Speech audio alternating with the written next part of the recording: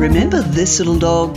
Veterinarians sometimes seem to have the most accident-prone pets. This is Ksubi, who I have to admit is my own dog. And she had a little dietary indiscretion in the last 24 hours and raided the bin in the bathroom. I just like to say it was my daughter's bathroom. Well, it seems Ksubi didn't learn her lesson and recently risked death again by chowing down on a big bunch of grapes. Lucky her mum happens to be co-owner of the Animal Referral Hospital and Emergency Centre. I gave her a little bit of food. But incredibly, despite living with humans more savvy than most about the dangers of certain foods for pets, accidents can and do happen.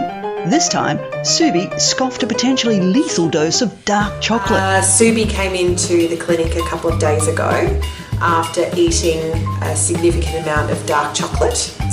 It was left on the sofa by the owners, and Ksubi helped himself to that. Odds on it wasn't the vet who left the chocolate within dog reach. Senior nurse Victoria Wire just happened to be on duty at Mosman Vet that day. So why didn't Sarah take Ksubi to her own hospital? Sarah lives locally down the road, and she figured it would be much quicker in this instance to bring Ksubi to us rather than to take Ksubi, further distance to Strathfield, because once an animal has eaten and ingested a toxin, time is really of the essence to get it out of the system if possible. So we did that very quickly. That's right. Victoria is a very experienced nurse. She'd done the triage and had used an apomorphine tablet to induce vomiting.